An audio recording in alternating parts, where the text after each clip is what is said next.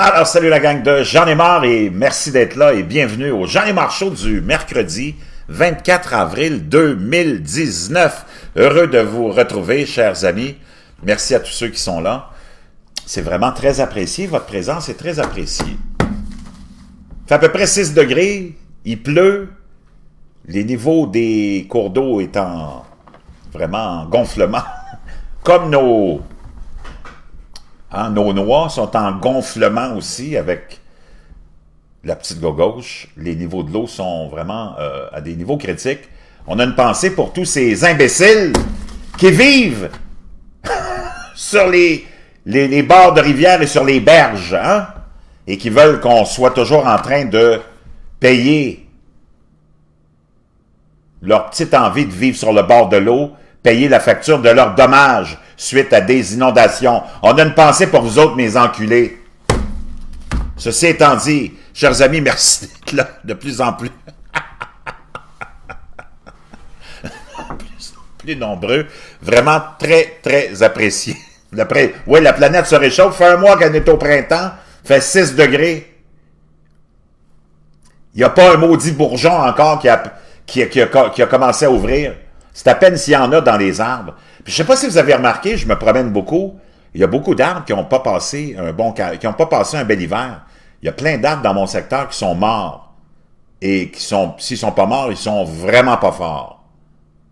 Et vous remarquerez cette année la quantité de branches qui ont été coupées par des citoyens qui ont été laissés sur le bord des routes pour être ramassés dans le maudit compostage, là.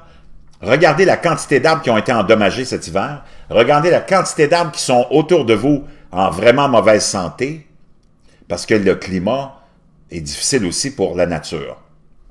Froid, réchauffement, verglas, ça vient pas aider. Pollution non plus, ça vient pas aider, hein? Parce que dans le fond, c'est ça la plus grande menace, c'est pas le CO2. Le CO2 est essentiel à la vie. Comme je vous l'ai expliqué l'autre jour via une capsule du mouvement Galiléo, dans à peu près 88 000 molécules dans l'air, il y en a 33 qui sont des molécules de CO2, dont 32 de ces molécules-là qui sont produites par la nature et qui sont essentielles à la vie. Et une molécule sur ces 87 000, une molécule de ces 33 molécules de CO2 sont produites par vous et moi. Donc, franchement, il n'y a pas de quoi de grimper d'un rideau puis de monter sur ses grands chevaux, mais on a trouvé un autre prétexte pour vous taxer. Savez-vous combien ça va rapporter au gouvernement, ça, dans le monde entier? Ce prétexte-là et cette taxe sur le carbone, des trilliards de dollars à la mafia que sont nos gouvernements. C'est une mafia incroyable. Si vous pensez qu'un gouvernement est là pour vous aider, moi, je ne sais pas sur quelle planète vous êtes rendu, mais restez-y parce que vous avez l'air bien heureux. S'il y en a encore qui pensent qu'un politicien de carrière va faire quoi que ce soit pour vous quand ça fait 40 ans qu'il est là, comme François Gendron, puis qu'il n'a rien fait pour vous autres, moi, je me demande à quoi vous vous attendez. Y a-t-il moyen d'avoir un peu de jugeote dans les boîtes crâniennes qui vous servent de tête? Franchement, c'est comme aux États-Unis. Avez-vous vu la quantité de candidats démocrates aux primaires démocrates puis pour la prochaine élection de 2020? Bernie Sanders, Crazy Bernie, 78 ans, un communiste avoué qui, dans les années 70, est allé visiter le Kremlin puis a fait la fête avec le Kremlin,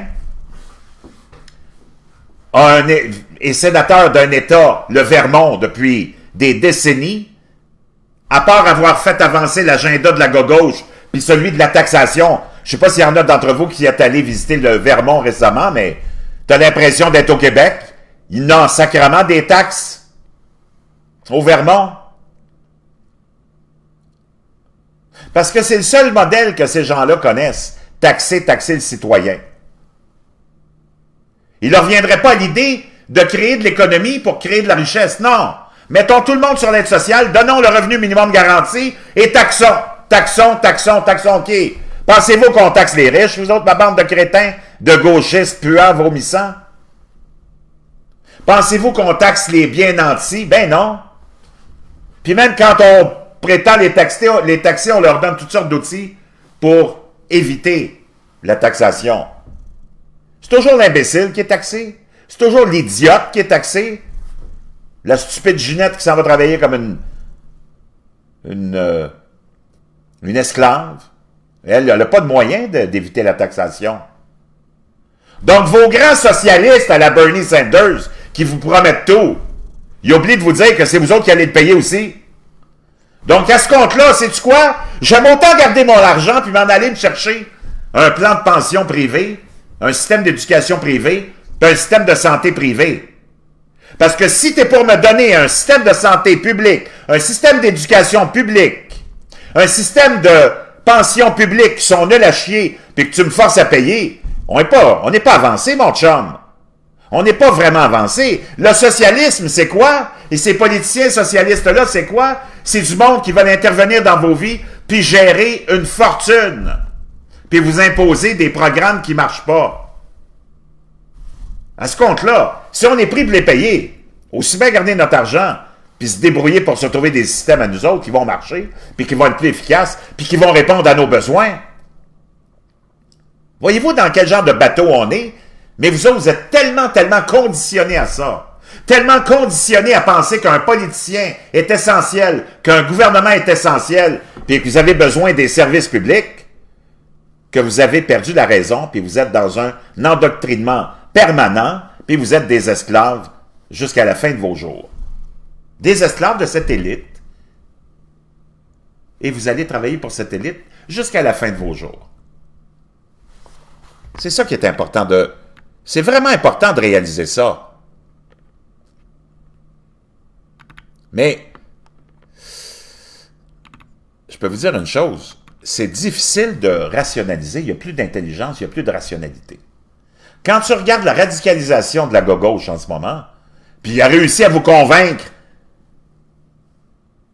du bien fondé de son existence, on a un problème majeur. On a un problème majeur.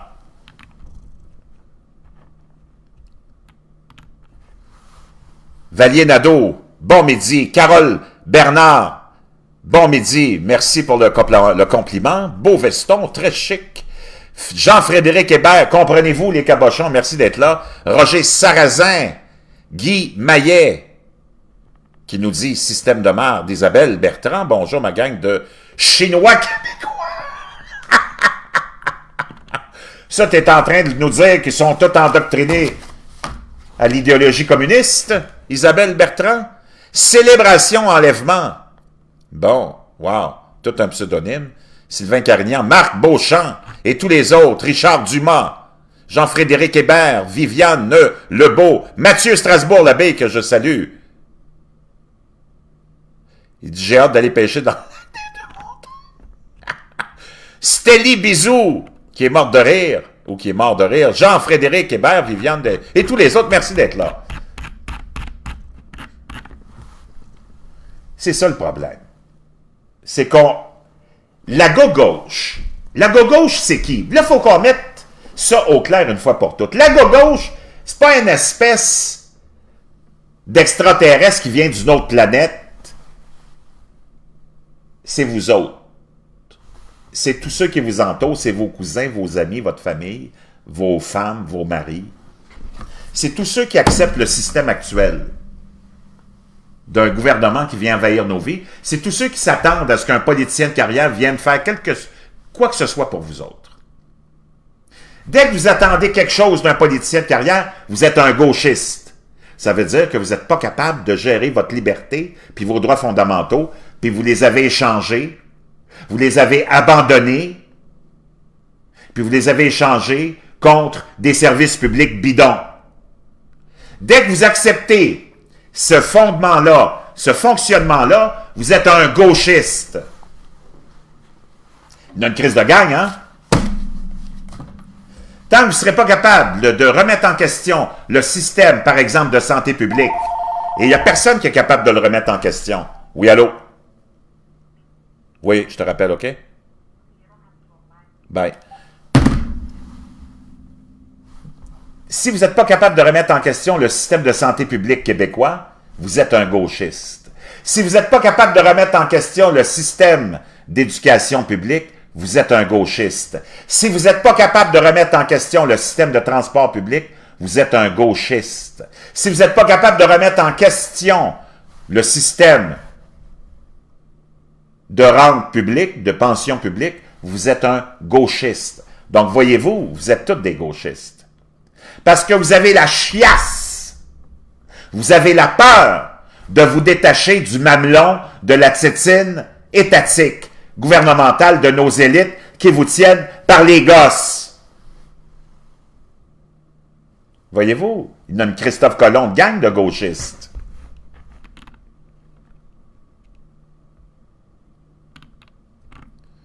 Viviane Lebeau qui dit, ben oui, il n'y a rien d'autre à comprendre à part de trouver une solution, à savoir comment payer les taxes.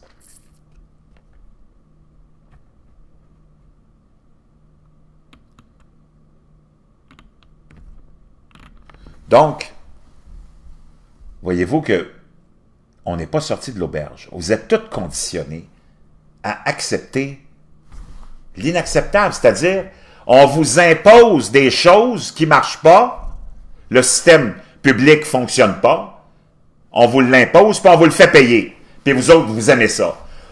Puis vous n'êtes pas capable de remettre ça en question, puis je ne sais pas si vous avez remarqué, mais sur toutes les plateformes, autant de réseaux sociaux que de médias de mainstream, les médias officiels, et toutes les sources d'informations officielles, il n'y a personne qui remet ça en question. On ne veut pas permettre à qui que ce soit d'amener même l'idée de questionner le système d'administration publique et le système social médiocre, par exemple, du Québec. Hey! Tu pourrais jamais remettre ça, même pas en question, même en parler.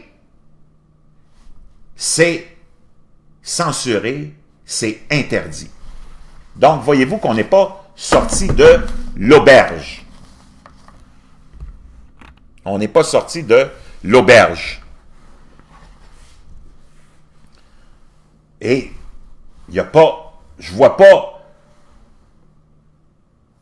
l'ombre d'un espoir qu'on s'en sorte non plus.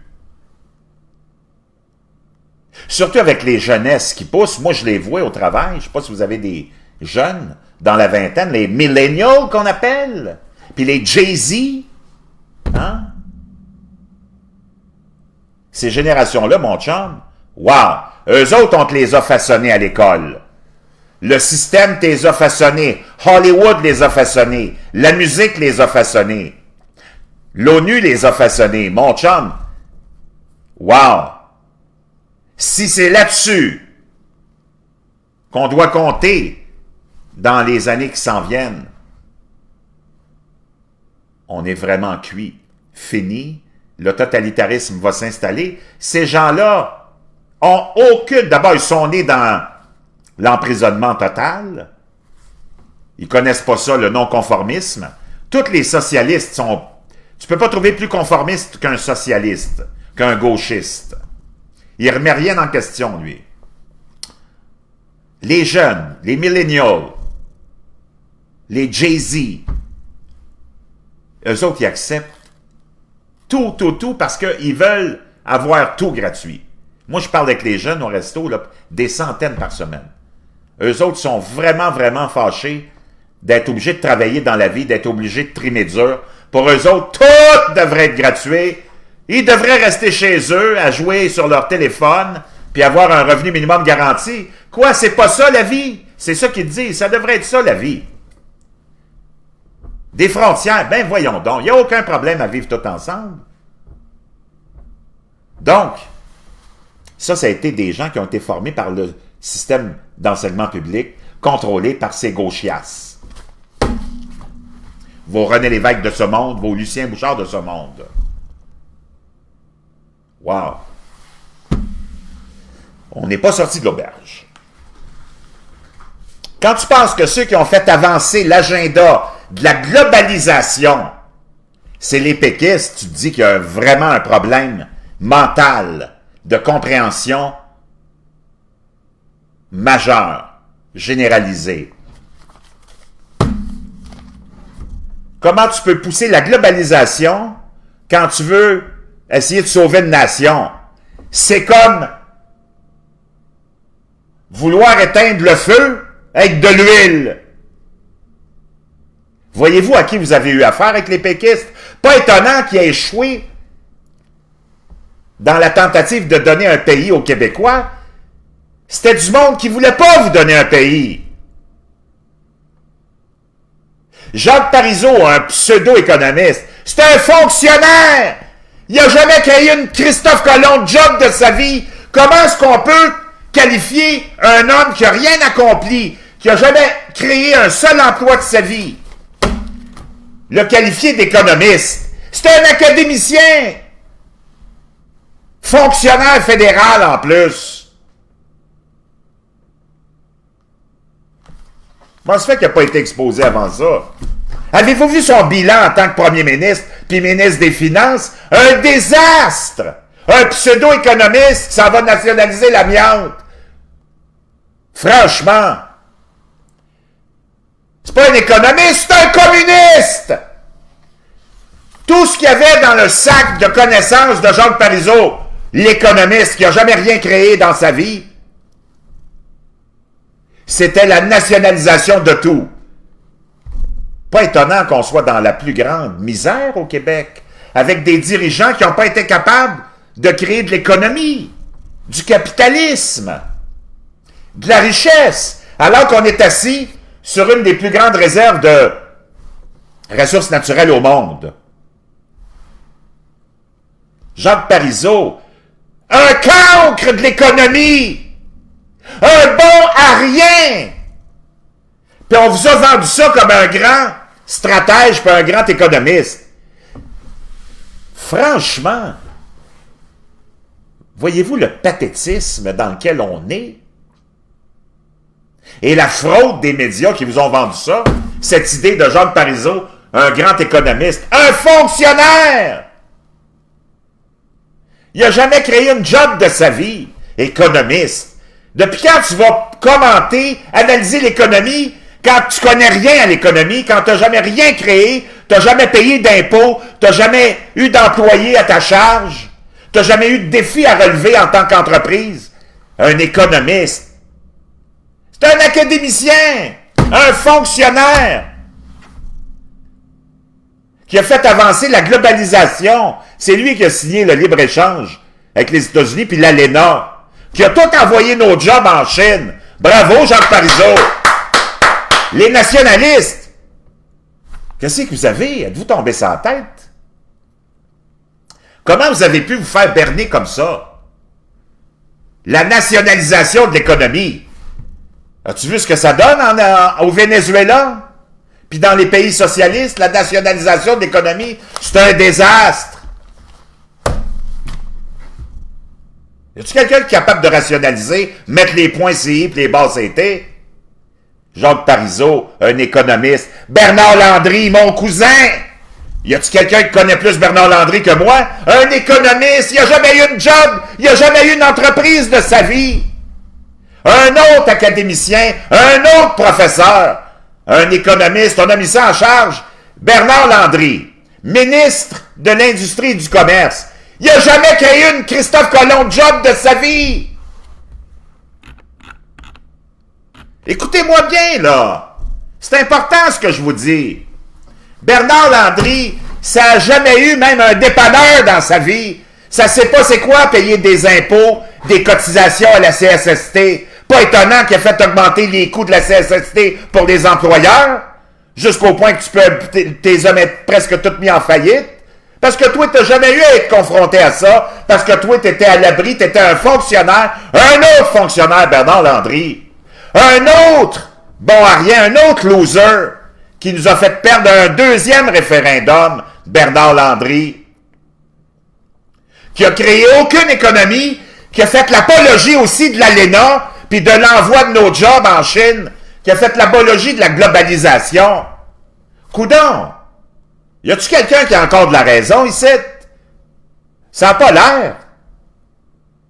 On le met en charge de l'économie. Il n'a jamais créé une Christophe Colomb job de sa vie. Il n'a même pas eu un dépanneur à gérer dans sa vie. Un fonctionnaire, un professeur. Depuis quand on va faire gérer l'économie par un professeur? C'est le monde à l'envers. Voyons.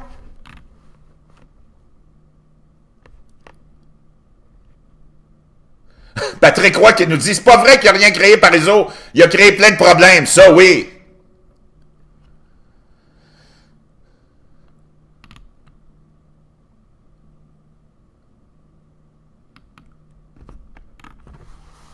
C'est incroyable. Bernard Landry. On vous l'a dépeint par les médias, les médias collaborateurs, menteurs, manipulateurs qui vous ont présenté Bernard Landry comme un expert en économie. Un expert en économie, pour moi, c'est quelqu'un qui crée des emplois, qui a été un succès. Pas un fonctionnaire, un professeur, bon à rien. L'économie sur Bernard Landry, 1980, crise économique la plus grande de l'histoire moderne. Les Québécois perdaient leur maison avec des taux d'intérêt à 23%. Qu'est-ce qu'il faisait le grand économiste? Bernard Landry, les deux bras croisés, puis il regardait les Québécois perdre leur maison. Puis il regardait l'économie s'effondrer. Tout un économiste. Oh, parce qu'il n'y avait pas de... Oh, parce que quand ça fait leur affaire, oh, il n'y avait pas de pouvoir, il n'y avait pas de pouvoir. Mais quand ils veulent te crisser une taxe à la gueule, oh, là, il a le pouvoir de te taxer, hein? Là, ils n'en ont pas d'excuses. Quand c'est le temps d'agir, puis ils n'ont pas la compétence pour agir, oh, ils trouvent la défaite. Oh, c'est parce qu'on n'avait pas les outils puis les pouvoirs, bien. Quand c'est le temps de taxer, quand c'est le temps d'imposer, puis quand c'est le temps de couper des salaires à ses employés de l'État, oh là, on a tous les pouvoirs. Mais quand c'est le temps de sauver le cul du monde, quand c'est le temps de créer une vraie économie, on n'a pas les pouvoirs, bien. Des vraies excuses de fonctionnaires, des vraies excuses de professeurs. Bien. C'est pas ici que vous allez nous faire avaler ça, mes maudits enfoirés de péquistes et menteurs que vous êtes. Hein? Quand tu veux passer une loi, un règlement ou une taxe, quelle qu'elle soit, tu l'as le pouvoir, ben t'aurais pu sauver les familles québécoises qui perdaient leur maison il y a en 1980. Puis t'aurais pu créer une économie. Puis t'aurais pu refuser de signer l'ALENA qui envoyait tous les jobs des Québécois en Chine. Bernard Landry, Jacques Parizeau et tous les autres. Des économistes. Wow!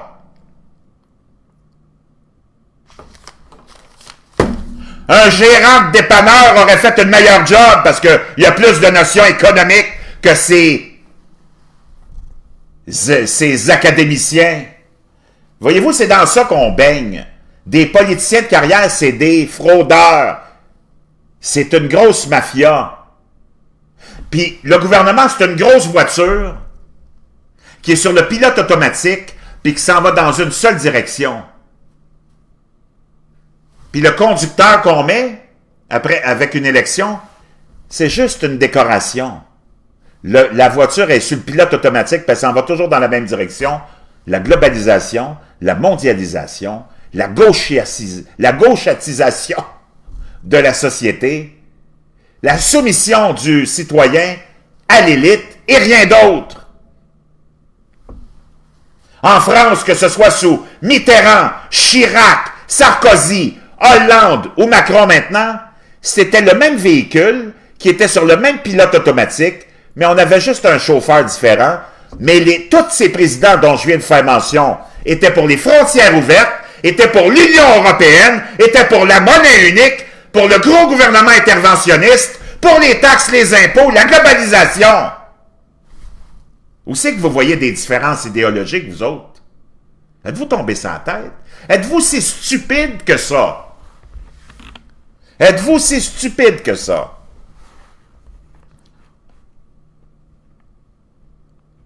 Guy Deschênes, ils m'ont fait perdre une maison, les tabarnaks de salle. Oui, parce que quand il y a le temps d'avoir un plan de sauvetage, le plan de sauvetage, ça ne va pas pour le petit monde. Ça en va pour les grands industriels qui n'ont pas été à la hauteur puis qui n'ont pas été vraiment compétents.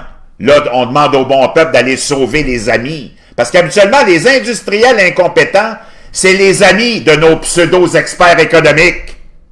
Parce que nos pseudo-experts économiques sont rendus au gouvernement, ils ont tous les outils, puis ils subventionnent leurs amis pour se créer des entreprises lucratives.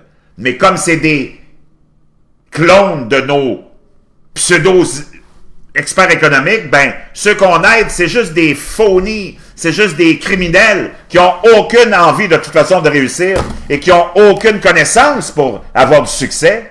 Ils sont là artificiellement et naturellement, leur entreprise foire, puis c'est qui vient les payer, puis les sauver? C'est la population, c'est le payeur de taxes, toujours et toujours. Ça, pour eux autres, les incompétents, les amis de l'élite, il y en a des plans de sauvetage, hein? Bombardier, n'as-tu des plans de sauvetage pour ces incompétents? Tout amis des politiciens, c'est toute la même gang. D'ailleurs, c'est pour ça que tu retrouves un bon nombre d'ex-politiciens qui finissent sur le conseil d'administration de Bombardier. C'est pour s'assurer de la connexion, puis que quand on aura besoin, bon, on aura un petit plan de sauvetage. Mais celui qui se fend le cul en quatre pour son pays, sa nation, un gars comme Guy Deschênes qui a travaillé toute sa vie, puis qui s'est acheté une petite propriété, qui se fait ramasser par une crise économique puis des taux d'intérêt à 28% hypothécaires, lui, il n'a pas le droit à un plan de sauvetage. Comprends-tu la joke, mon chum?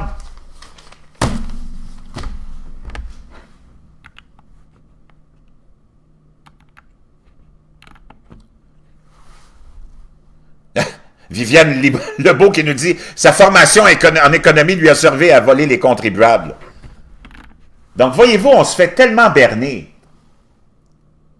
Donc, si tu te prétends être le sauveur de la nation québécoise, comment tu peux les amener dans la globalisation, mon chum? Dans le multiculturalisme, puis dans les frontières ouvertes, puis dans l'exportation de tous nos jobs en Chine communiste, entre autres. Tu vas sauver la nation comment? Avec le « Ah, c'était quoi le plan du PQ? Ah oui, c'est vrai! » Moi, j'aimerais savoir d'abord pourquoi le maudite idée de l'indépendance, faut que ça passe absolument par la gauche puis le socialisme. Puis la dépendance envers l'État. Avez-vous remarqué comment tous ceux qui vous proposent l'indépendance, ils vous proposent la dépendance envers le gros État québécois? Non! Si tu veux que l'indépendance fonctionne, il faut que tu l'associes puis tu proposes l'indépendance d'un individu par rapport au gouvernement. Il faut que tu lui donnes l'espoir d'avoir une prospérité, des emplois de qualité, une économie forte et le droit de se lancer en affaires sans avoir une enveloppe gouvernementale qui va venir t'étouffer avec des règlements, des permis, puis des ceci, puis des cela. Donc, avez-vous remarqué pourquoi l'idée de l'indépendance, faut que ça passe absolument par la gauche, le gros gouvernement, puis la dépendance du citoyen envers le gouvernement. Toutes des incapables, toutes des bons à rien. Moi, je vous le dis, là, on est le 24 avril 2019. S'il y avait un parti indépendantiste, conservateur, de droite, appelez-le comme vous voulez, ben, je pense que l'indépendance aurait été faite depuis longtemps. Parce qu'intrinsèquement, dans le fond, les Québécois, ils savaient que c'était tout un piège, ce maudit PQ, puis même maintenant Québec solidaire. Avez-vous vu qui fait la promotion de l'indépendance? Québec solidaire. Vous voyez-vous dans un Québec indépendant, sous Québec solidaire, m'a dire une chose, la Chine va te paraître sympathique comparativement à ce que deviendrait le Québec sous Québec solidaire. Un Québec indépendant sous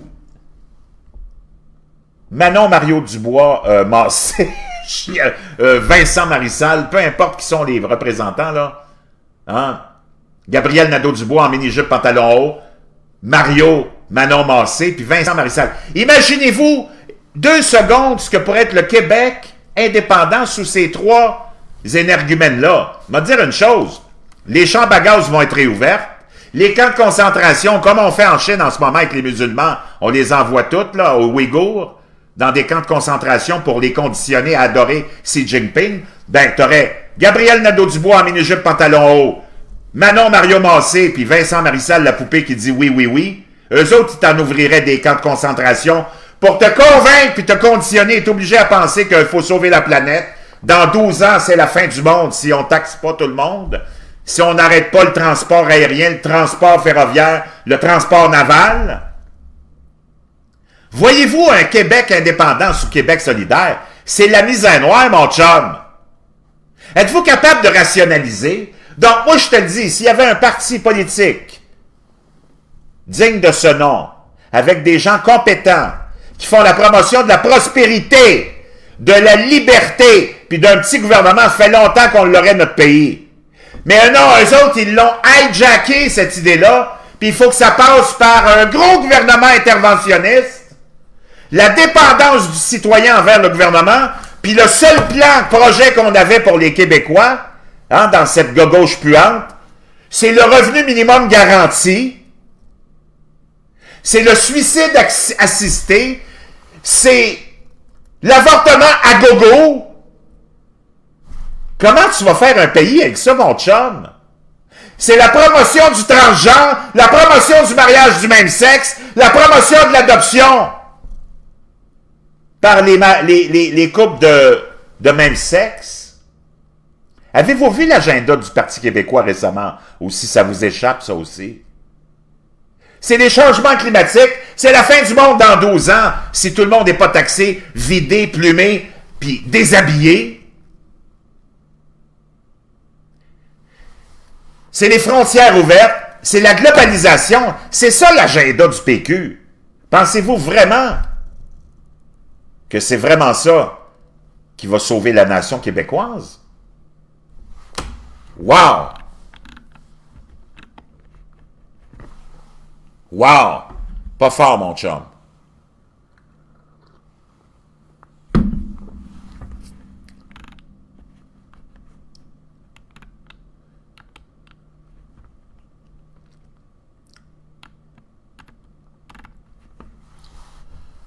C'est ça que je veux que vous compreniez. Pourquoi l'idée de l'indépendance a été hijackée par la gauche? Puis que faut que l'indépendance passe par le communisme. La dépendance de l'individu, du citoyen québécois, face à la grosse mamelle étatique du Parti québécois, entre autres, ou de Québec solidaire. Pouvez-vous m'expliquer ça? Pourquoi il faut que ça passe par ce courant politique-là de la gauche? Vraiment, c'est très inquiétant. C'est très inquiétant. Très, très, très, très inquiétant.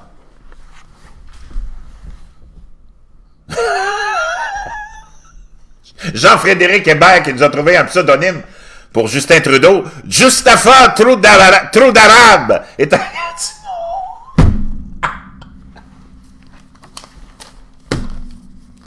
Wow.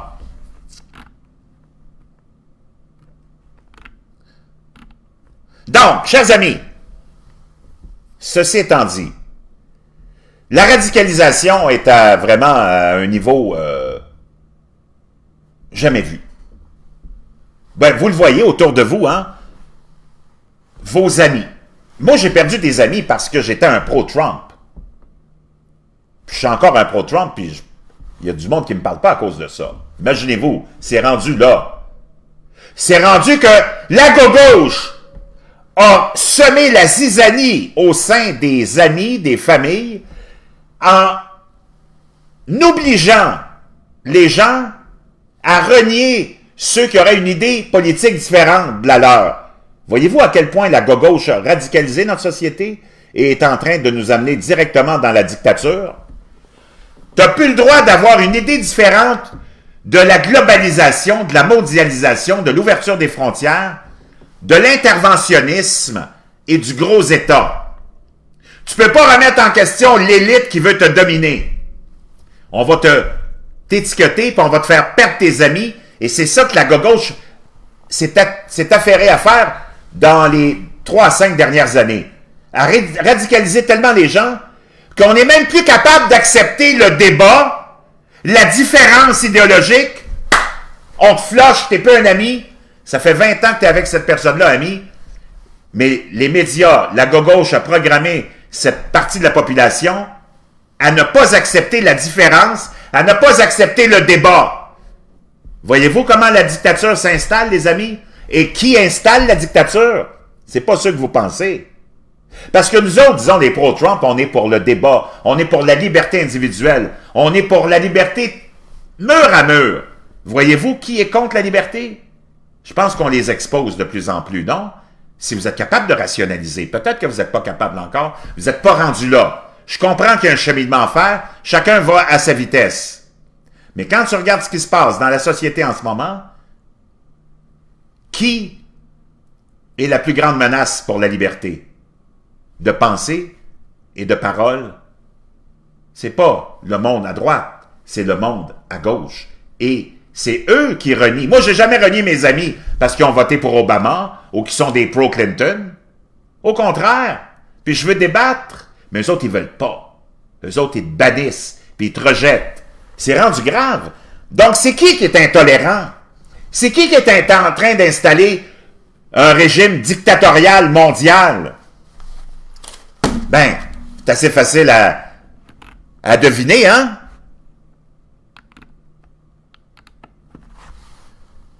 C'est assez facile à deviner.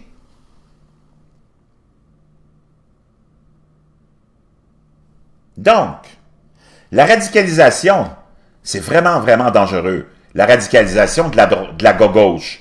Et ils sont de plus en plus, comment dire, démagogues, de plus en plus déconnectés avec la réalité, avec leur programme, de plus en plus à gauche qui frôlent vraiment la folie. On va aller faire un tour aux États-Unis. Ben, je n'ai pas besoin de vous rappeler que quand même les États-Unis, c'est encore la plus grande puissance mondiale, hein? Surtout avec le retour en force de leur économie dû à l'administration d'un homme d'affaires, Donald Trump, pas un économiste. Vous avez vu comment les États-Unis ont été administrés par un idéologue académicien, Barack Obama Fomet. Tabarnak Obama Fomet. Lui, c'est un idéologue, un académicien, puis un politicien de carrière. Avez-vous vu les États-Unis sous Barack Obama? Un désastre. Lui a embrassé toute l'idéologie de la gauche. Il a amené les États-Unis au bord de la faillite. Le monde vivait dans une misère extrême. Les Américains ont trouvé une bouée de sauvetage, ils ont été chanceux, il y en avait une, eux autres, Donald Trump. Un vrai expert en économie, c'est un homme d'affaires qui a créé des dizaines et des dizaines de milliers d'emplois. Et il s'est enrichi, oui, tant mieux pour lui, avec son business. C'est pas enrichi avec le gouvernement, comme l'a fait Barack Obama, comme l'a fait Bill Clinton et tous les autres politiciens de carrière avant eux. Eux, ils s'enrichissent avec le gouvernement. Donald Trump s'est enrichi avec ses affaires. Moi, j'ai rien contre ça, mon chum. Absolument rien. Au contraire, tant mieux pour lui, parce qu'il en a créé des dizaines de milliers d'emplois. Il en a fait vivre des centaines de milliers d'Américains, lui, avec ses affaires, avec son business. Puis tu as vu l'économie sous Donald Trump. Un peu différent que sous l'idéologue communiste Barack Obama Fomet, hein? Donc, les États-Unis sont de retour en force. À tous les points de vue. Économique, idéologiquement aussi. On a vu les États-Unis, sous Barack Obama, s'aligner avec les musulmans, s'aligner avec tout le monde qui était contre les Blancs chrétiens. Et les financer, comme l'État islamique, c'est lui qui les a financés, c'est lui qui les a rendus tellement gros. Puis à tous les jours, tu avais des dizaines de chrétiens qui se faisaient décapiter pendant que Barack jouait au golf. Puis il disait à ses attachés de presse, bof, pas important, j'en parlerai plus tard de ça, là. Laisse-moi finir mon petit 18 trous. C'est ça la réalité. Barack Obama s'est aligné complètement et a embrassé complètement l'idéologie socialo-communiste. Et toutes les idéologies anti-américaines, anti-blanches, anti-chrétiennes. Il était aligné avec le Hamas contre Israël. Il était aligné avec le Hezbollah contre Israël et contre les populations du Moyen-Orient. C'est eux autres qui se sont débarrassés, lui et Crooked Hillary, de Muammar Kadhafi, qu'on l'aime ou pas, au moins, il y avait plus de stabilité dans ce pays-là.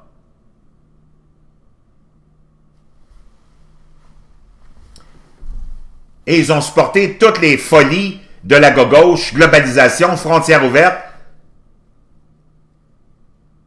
banalisation de la Chine et de l'importance de la Chine. Hein? Sous Barack Obama, la Chine, peut dire une chose, elle dansait la claquette de joie, pas à peu près. L'Union européenne dansait les claquettes de joie elle aussi. Elle devenait de plus en plus puissante, avec une idéologie socialiste complètement dominante. Sous Barack Obama, l'Union européenne est devenue l'ex-URSS en puissance. Il leur a donné l'élan pour redevenir un système tyrannique. L'Union européenne, c'est la renaissance, la réincarnation de l'ex-URSS. Gracieuseté de Barack Hussein Obama Fomet. Et sans compter toutes les autres infamités des 8 années de Barack Obama. Il y en a.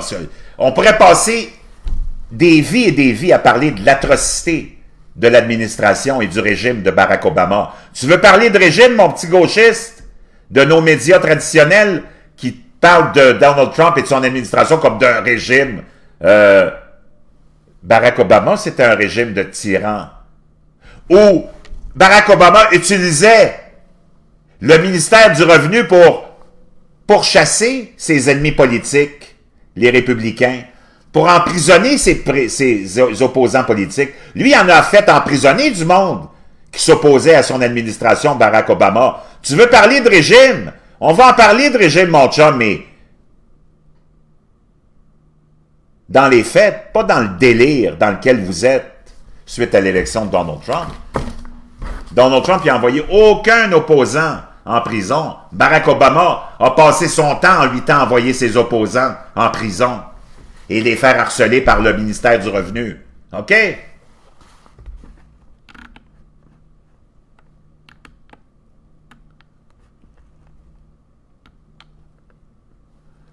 Jean-Frédéric, les conservateurs ont gagné aux îles du Prince-Édouard. De quelle île? Ben moi, je sais qu'ils ont gagné en Alberta, mais à l'île du Prince-Édouard, je suis pas sûr de ça. Y a-t-il quelqu'un qui peut... Ah, oui, on nous dit oui, mais minoritaire. Ah, c'est une élection que j'ai manquée. C'est tellement petit, hein, l'île du Prince-Édouard. Moi, à part des patates, je connais pas grand-chose de l'île du Prince-Édouard, là. C'est du monde qui sont comme à des années-lumière de ma vie. L'île du Prince-Édouard, ça existe encore, ça? Je pensais qu'il y avait juste des patates là-bas. Ça existe encore, l'île du Prince-Édouard. On va aller voir ça. Laissez-moi aller voir. Laissez-moi voir s'il y a quelque chose là-dessus.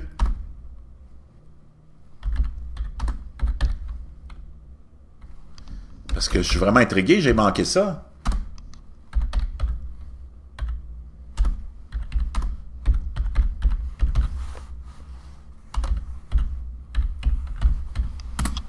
Élection aux îles du Prince-Édouard.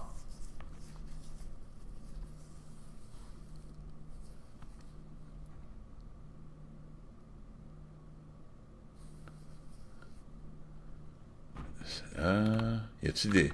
C'était quand des élections? Ah, ça y est, je l'ai. Élection mardi à l'île du Prince-Édouard. Alors que les électeurs de l'île du Prince-Édouard, on va aller lire ça ensemble, là, pour ceux qui n'étaient pas au courant, parce que moi, je ne l'étais pas. On va aller voir ça ensemble, OK? Je viens de trouver le lien. Moi, je pensais que l'île du Prince-Édouard, je ne savais même pas qu'il y avait du monde qui vivait là encore. Il y a du monde qui vit à l'île du Prince-Édouard, là, vous m'en apprenez toute une. Moi, je pensais que c'était juste des champs de patates. Alors que l'île du Prince-Édouard, franchement, ça existe encore, ça? Il y a encore des crétins qui habitent là. Ah ben, mon voyage. Alors que les électeurs de l'île du Prince-Édouard sont appelés aux urnes mardi pour les élections générales, les plus récents sondages suggèrent une victoire du Parti vert, ce qui pourrait bien marquer l'histoire politique canadienne. Wow! Le Parti vert. Ça se peut pas. Les Verts pourraient former un gouvernement avec 40% des intentions de vote. Je pense qu'on serait mieux avec des patates à l'île du Prince-Édouard qu'avec des citoyens humains. Le Parti dirigé par Peter Bevan Baker, se trouve loin devant les conservateurs. 29. Et un autre coup de sonde, cette fois commandé par le Guardian, indiquait que les Verts étaient en tête avec 35% des intentions de vote, toujours devant les conservateurs à 32% et les libéraux à 29%. Bon, c'est quoi le maudit résultat? Attendez, je vais essayer de trouver ça. Là, j'ai pas trouvé le résultat encore. Y a-t-il quelqu'un qui peut nous envoyer le lien?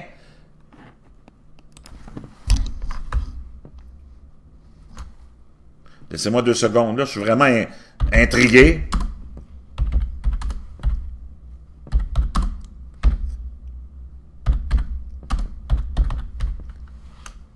Je suis vraiment, vraiment très intrigué.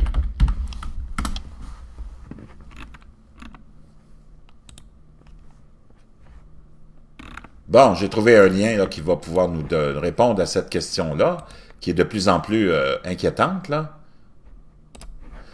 Les électeurs de l'île du Prince-Édouard ont abandonné leur système séculaire du système bipartite de l'île en élisant un gouvernement minoritaire, conservateur et en octroyant pour la première fois le statut officiel d'opposition au Parti vert. Aïe, aïe, aïe, aïe, aïe, aïe, aïe. Les gens sont rendus complètement cinglés là-bas ou quoi? Avec tous les sondages publiés mardi, les conservateurs ont remporté 12 sièges, les Verts en ont tenu 9 et les libéraux, en titre, dirigés par le premier ministre Wade, en ont remporté 5. Les Verts menaient les sondages d'opinion depuis août. Wow! Hey, on est rendu là, c'est très grave, là. Voyez-vous l'avancée de cette pensée globalisante, socialisante? Hey, on aurait pu avoir un premier parti vert. Regardez-moi la gang de débiles profonds. Wow! Vraiment inquiétant. C'est vraiment un sauvetage de dernière minute. Vraiment, les amis, là, j'avais manqué ça parce que, entre vous puis moi, l'île du Prince-Édouard, là, hein? L'île du Prince-Édouard, aïe, aïe. L'île du Prince-Édouard.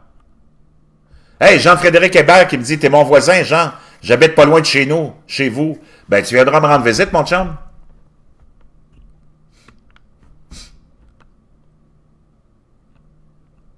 Donc, l'île du Prince-Édouard. Wow! Moi, je pense qu'on serait mieux avec juste des patates là-bas. Si t'es rendu à presque... Hey, c'est grave, là. L'élection d'un parti vert. Aïe, aïe, aïe! C'est très, très, très dangereux. Très dangereux. Eux autres sont vraiment aussi contre la liberté. Contre les droits fondamentaux individuels. Eux autres, c'est une belle bande de siphonnés, d'allumés. Puis là, c'est rendu là. Aïe, aïe, aïe, aïe, aïe. Ça, c'est une bombe. C'est une nouvelle qui est une nouvelle vraiment horrifique. Si vous n'êtes pas horrifié par le résultat de l'élection à l'île du Prince-Édouard, mamma mia, je ne sais pas ce que ça vous prend. Donc ça vous démontre une chose, mes amis. En octobre, Justin Trudeau va être élu à fond la caisse. C'est une bande de tarés comme ça. Et là, tu as l'île du Prince-Édouard. Après ça, tu as la Nouvelle-Écosse, une autre bande de givrés. Le Québec, ils sont majoritairement en faveur de Justin Trudeau. Je peux pas dire, je peux te dire que c'est sûr et certain qu'il va être élu, ce gars-là.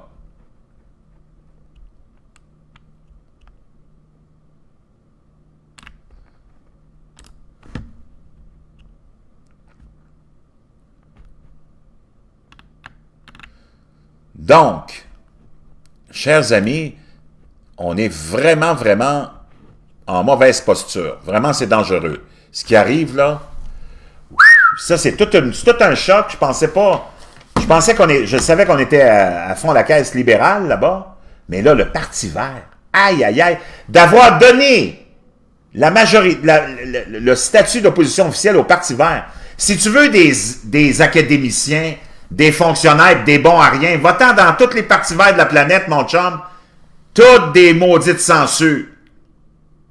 Toutes des incapables, du monde qui ont probablement mangé des chips, manger du chocolat, bu du coke, puis rester devant leur télévision probablement la majeure partie de leur temps, en recevant un chèque d'aide sociale ou de revenu minimum garanti. Puis c'est ce monde-là qu'on était prêt à mettre aux commandes du gouvernement aux îles du à l'île du Prince-Édouard. Aïe, aïe, aïe, aïe, aïe, aïe, aïe. Coudon, c'est-tu les patates qui ont voté là-bas?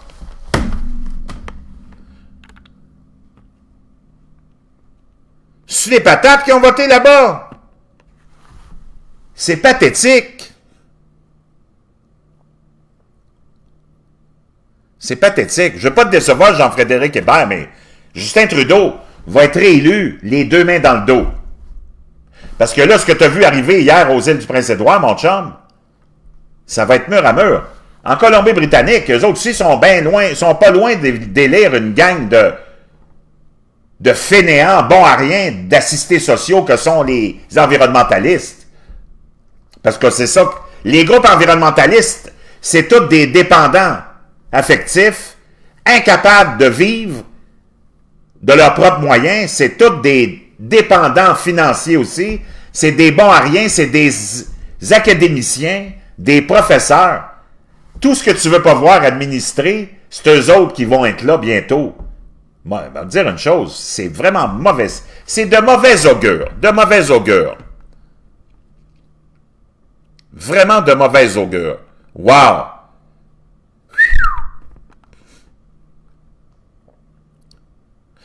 Mathieu Strasbourg-Labbé qui nous dit « Les Verts grugent la chandelle du Canada par les deux bouts. » T'as bien raison.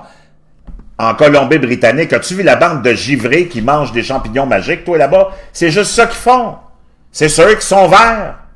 Eux autres, ils voudraient voir pousser partout des champignons magiques. Puis là, on a vu les résultats d'hier. Wow! L'île du Prince-Édouard, mamma mia! C'est vraiment pas rassurant. Vraiment pas rassurant. Parlant de pas rassurant, on va aller faire un tour aux États-Unis. Si vous voulez bien. Et je vous partage ça tout de suite. Aux États-Unis, on se prépare. L'élection, c'est bientôt. Ça a passé vite, la présidence de Donald Trump, hein? Parce qu'il y en a eu de l'action. Il y en a du divertissement avec Donald Trump. La planète en entier est branchée sur les États-Unis. En passant, moi, je suis bien content que les États-Unis soient redevenus les défenseurs de la chrétienté, les défenseurs de la liberté, des droits, de la logique, de la rationalité. Parce que sous Barack Obama, les leaders mondiaux qui étaient adorés, c'était les mollahs d'Iran. C'était les dirigeants du Hamas. Moi, je ne sais pas de quel côté vous êtes, mais moi, je suis vraiment pas du côté des mollahs d'Iran, qui terrorisent leur population, qui les gardent sous la loi de la charia, qui punit les femmes parce qu'elles ne s'habillent pas comme il faut. Puis c'est les mêmes, là, les environnementalistes, les gauchistes, puis les péquistes, puis tous les socialos médiocres de ce monde, toute leur idole, c'était les mollahs d'Iran. Eux autres, leur modèle de gouvernement puis de société, c'est le modèle des mollahs d'Iran. Je sais pas si ça fait ton affaire, mais moi, ça me pue au nez, OK? Moi, je veux voir ce monde-là tomber. Puis je veux que les Iraniens aient la chance de décider de leur vie eux-mêmes. Moi, je veux pas que ça soit un politicien ou un mollah, ou appelle-le comme tu voudras, un président et un premier ministre qui viennent me dire « T'as pas le droit de boire de la bière et de l'alcool parce que c'est interdit dans le Coran. T'as pas le droit de pas porter de voile en tant que femme parce que nous autres, on a décidé, en tant que gouvernement, que tu porterais le voile puis que tu t'habillerais de telle façon puis que tu écouterais ton mari puis que tu irais pas à l'école puis que tu conduirais pas de voiture et patati et patata. Mais la petite gauche, et c'est là où t'es attrapes puis que t'es tiens par les couilles, mais il n'y a personne qui a le courage de faire ça, sauf Bibi, encore une fois. C'est dans la vénération qu'elle a pour tous les tyrans du monde. La gauche, les Jacques Parizeau de ce monde, les René Lévesque de ce monde, les Paul Arcand, les Justin Trudeau, les Philippe Couillard de ce monde, les Mario Manon Mancé, Gabriel Nadeau-Dubois, en mini-jupe pantalon, puis Vincent Marissal de ce monde, toutes leurs idoles, c'est des tyrans. C'est là que t'es tiens. Comment ça se fait que leurs idoles, c'est pas des défenseurs de la liberté individuelle, des combattants de la charia, des combattants de l'islamisation? Non, leurs idoles, c'est des Che Guevara, des Fidel Castro, des Hugo Chavez. Comment ça se fait qu'il y a personne qui les rend pas responsables et qui les expose pas, sauf Bibi? Quand ton idole, c'est Fidel Castro, tu le sais bien que t'es pas là pour la liberté. Quand ton idole, c'est les mollahs d'Iran, puis que tu démonises Israël, on voit bien que t'es d'un patate, toi aussi, que tu devrais t'en aller vivre aux îles du Prince-Édouard. C'est comme ça qu'on les tient. Moi, je les tiens comme ça. C'est comme ça que je réussis à les identifier, puis à mettre le doigt sur tout leur programme et leur idéologie. Donc, sous Barack Obama, la force dominante dans le monde, c'était l'islam, c'était les mollahs d'Iran. On leur a donné 150 milliards de dollars, dont 2 milliards en cash, donc dont la possibilité de continuer l'exploitation de leur complexe nucléaire. Faut être tombé sans tête, mon chum. Moi, je le sais pas, là, mais le but d'une administration, ça serait de faire tomber ce monde-là, parce que c'est une menace pour l'humanité, c'est une menace pour la liberté individuelle, puis ça serait de supporter les Iraniens et les Iraniennes qui essayent de se débarrasser de ce monde-là, mais ils sont pas capables parce que, naturellement, ce monde-là est financé, a de l'argent qui lui sort par les oreilles, et a réussi à se créer une garde rapprochée, les gardiens de la Révolution, qui terrorisent la population. Amir Kadir, t'es où, toi, là, pour dénoncer ça, mon enculé? Mais non, t'es là pour dénoncer, puis boycotter Israël. Ah, ça, t'es fort là-dessus. Israël, le seul pays démocratique dans ce coin-là, le seul pays qui respecte les droits et libertés des individus, et le seul pays qui respecte et défend les droits des musulmans de pratiquer leur religion. Moi, j'aimerais ça, entendre ces gens-là crier leur rage face aux mollahs d'Iran. Ben non, c'est pas ça qu'ils font, hein? Wow! Bernie Sanders. Crazy Bernie! Lui, vraiment, c'est un être très dangereux, radical. Si tu penses que Donald Trump est radical, t'as pas écouté Bernie Sanders, mon chum.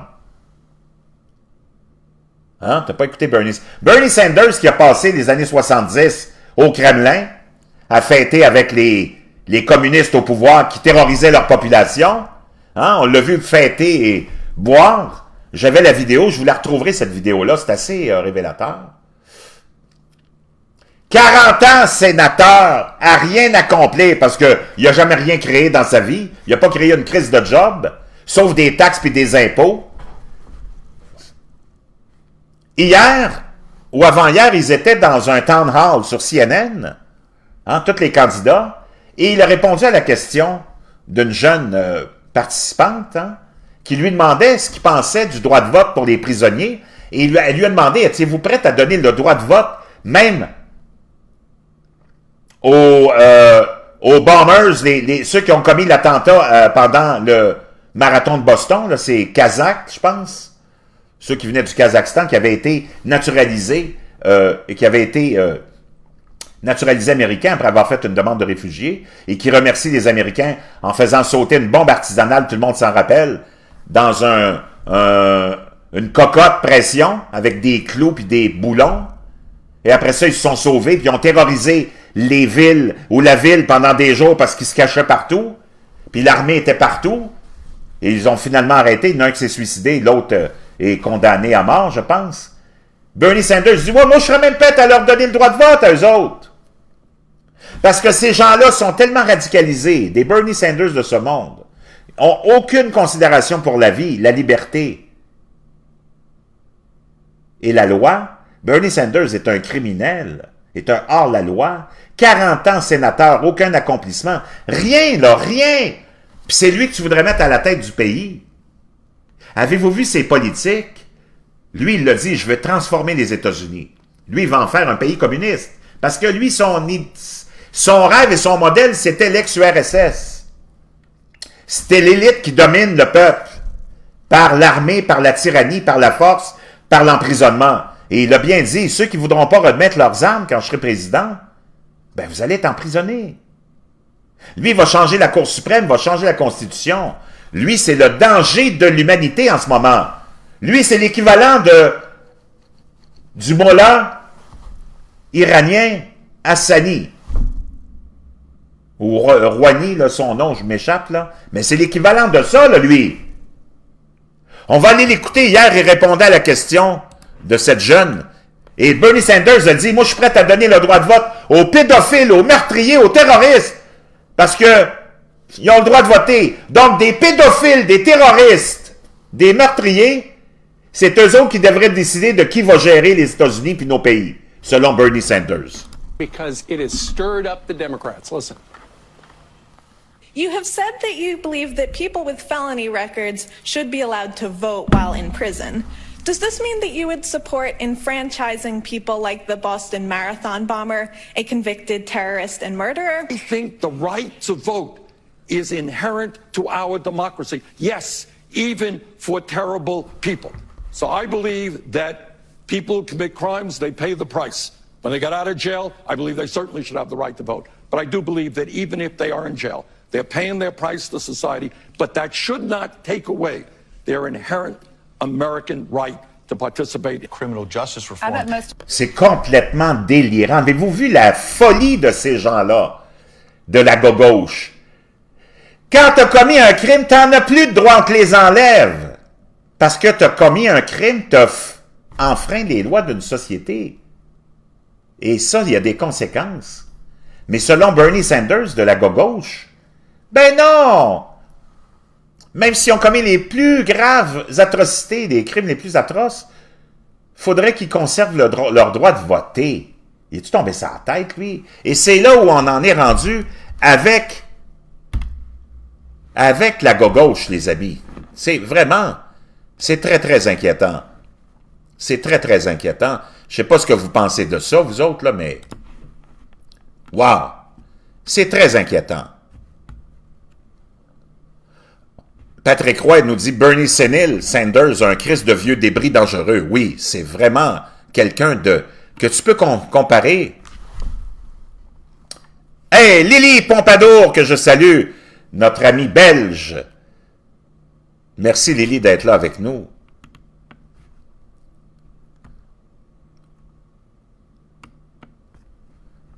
François Sylvain qui nous dit « Sanders ou pas, le prochain démocrate au pouvoir va être pareil. Ils sont tous pareils, ils ont tous le même agenda. Ils sont dans la radicalisation. Ils sont dans un programme, mes amis, qui rendrait jaloux Xi Jinping, qui doit se trouver trop démocrate comparativement à ces gens-là. Ça n'a pas de sens. Jean-Frédéric Hébert qui dit « Épouvantable d'entendre ça. Oui, puis t'entendras pas ça à Télémétropole. » Ils vont pas te faire entendre ça à Télémétropole. Ils vont pas t'en parler à Télémétropole, puis à Paul Arcand non plus. C'est vraiment un débris de la société. C'est une loque humaine. Comme toutes les... François Gendron, 40 ans à l'Assemblée nationale, qu'on paye ce traîneux de savate-là, ce bon à rien. Moi, je comprends pas qu'on soit pas capable de mettre des limites de terme. Il devrait plus être là, ce monde-là. 2 mandats, t'as rien accompli, dégage, tu reviens plus ici, mon chum.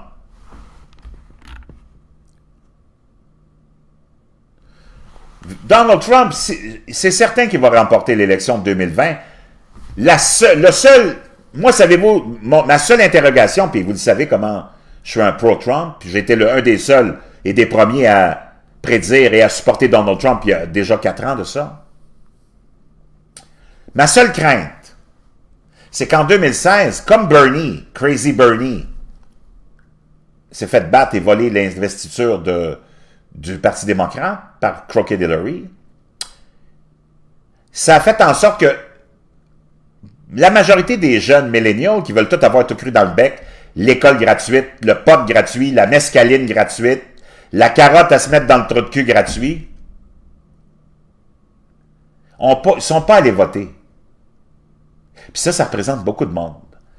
Et là, si Crazy Bernie ou n'importe quel démocrate de la nouvelle QV, qui sont tous pareils, tous extrémistes de gauche, avec tout le même programme, si c'est eux, quand ils vont arriver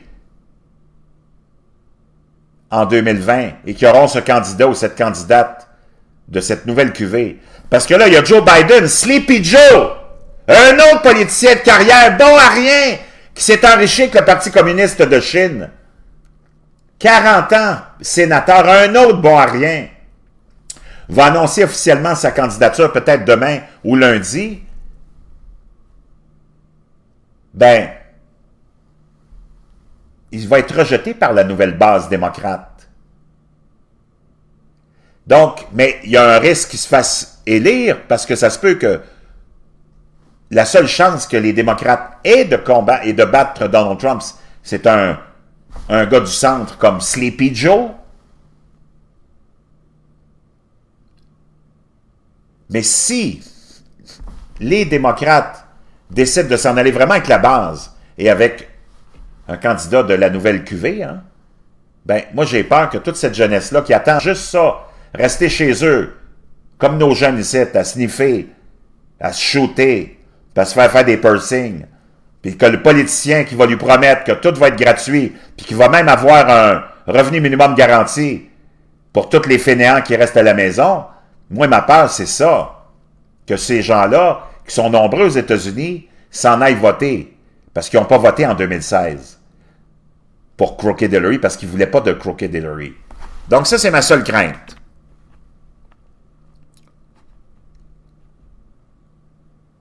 Ben oui, David de Maine qui nous dit en France aussi, ils ont aussi soulevé le sujet de donner le droit de vote aux détenus et aux enfants de 16 ans aux élections européennes. Oui, parce qu'ils savent que tout ce monde-là vont voter pour la gauche qui leur promet le crack, l'héroïne, les champignons magiques gratuits, les carottes, les fouettes pour se fouetter pour ceux qui sont sadomaso. Eux autres, ils leur promettent tout ça, le revenu minimum garanti. Donc, la gauche, c'est certain qu'elle pousse pour cet agenda-là de droit de vote pour les criminels et aussi pour les jeunes. Parce qu'ils savent que ces votes-là vont aller. Le vote d'un jeune, ça n'ira pas vers un républicain qui lui promet un job, qui lui promet un avenir prospère. Le jeune, il va vouloir un politicien qui va lui promettre le crack, les champignons magiques, les seringues fournies, l'héroïne fournie, puis le revenu minimum garanti.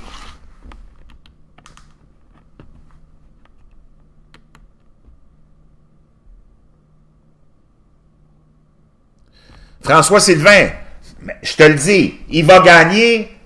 Moi, je veux qu'il gagne.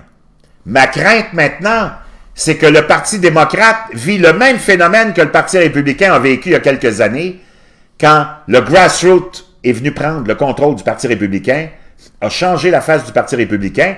Ça nous a amené à la candidature de Donald Trump. S'il n'y avait pas eu ce mouvement de grassroots qui prenait le contrôle du Parti républicain, tu n'aurais jamais entendu parler de Donald Trump, OK? Et là, il y a le même mouvement qui a pris le contrôle du Parti démocrate suite à la défaite de Bernie Sanders contre Crooked Hillary aux primaires. Eux autres, ils ne veulent pas que ça se reproduise. Donc, ils ont pris le contrôle du parti. L'administration du parti n'est plus la même. Le Parti démocrate est devenu un parti radical. Donc, les États-Unis se sont radicalisés beaucoup. On a vu au niveau de l'élection de la Chambre des représentants que les démocrates sont allés la chercher. Parce que ça représente vraiment la population locale, le sentiment de la population locale, les élections de la Chambre, et non pas du Sénat. Le Sénat, c'est différent. Donc, j'ai hâte de voir comment ça va se jouer avec un candidat.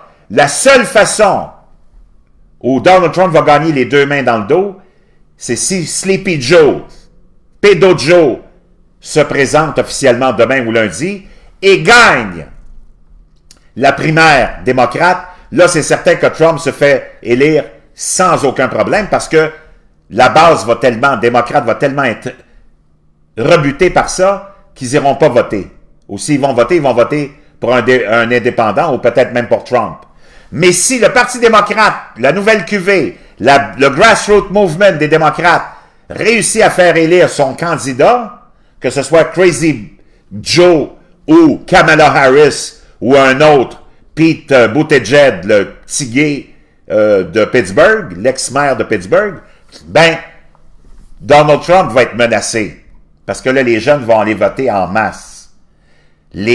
Tous ceux qui veulent rester chez eux à sniffer du crack vont aller voter en masse. Mais si c'est Joe Biden, là, tu vas avoir une chance. Mais ça va jouer fort. J'aimerais vous rappeler, Biden, c'est facile, mais Sanders, ça va être beaucoup plus difficile. Ou même Kamala Harris ou Cory Booker, parce que ça va représenter vraiment tous ces jeunes qui ne sont pas allés voter, François, en 2016, parce qu'ils étaient fâchés que Bernie ait perdu. Je ne sais pas si vous vous rappelez comment Bernie était rendu puissant et populaire avec son agenda communiste. Parce que lui, il promettait le crack, les seringues, le pot, les champignons magiques, les capotes. Il promettait même les enfants aux pédophiles. On va vous en donner gratuitement aussi. C'est un fou, là. Ces gens-là sont fous. Et ils ne sont pas allés voter, les jeunes, parce que Crazy Bernie s'est fait voler la primaire par Crooked Hillary. Mais là, ils se sont assurés que ça ne se reproduise plus. Donc, ça va vraiment dépendre de ça, François. Si c'est Sleepy Joe, Pédo Joe, moi, je vois aucun problème pour Trump. Mais si c'est Crazy Bernie, Cory Booker, Kamala Harris ou même Pete Buttigieg, wow! Là, ça va être dangereux pour la présidence de Trump parce que tous ces gens-là promettent les frontières ouvertes, promettent l'entrée de tout le monde, promettent les taxes, les impôts, le Green New Deal, le crack, les champignons magiques, l'héroïne, les seringues, tout ce que vous voulez, le revenu minimum garanti, on détruit la richesse, on taxe les riches, on va plumer les riches. Wow! C'est sûr que ça va avoir beaucoup d'impact. Et ça va probablement amener la fin du monde. Ça va être vraiment la fin du monde. Tu veux savoir c'est quoi la fin du monde?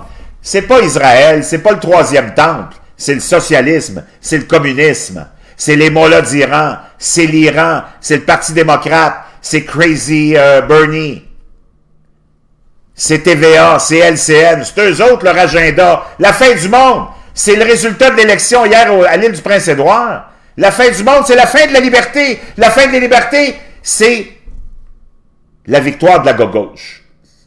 Et ultimement, ça va arriver.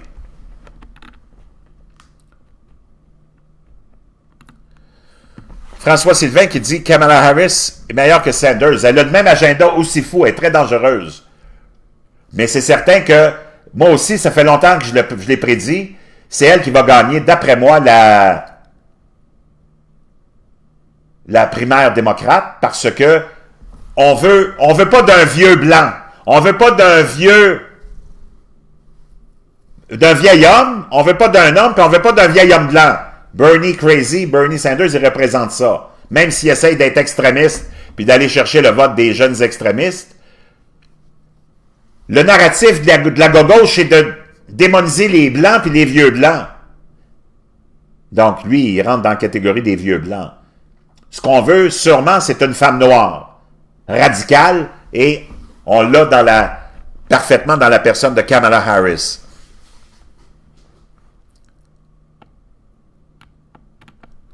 François Sylvain qui dit « Ça va s'en tenir comme ça. Si Trump est élu pour un autre mandat, un autre 4 ans, ça va juste retarder leur agenda, un peu plus radicaliser la gauche encore.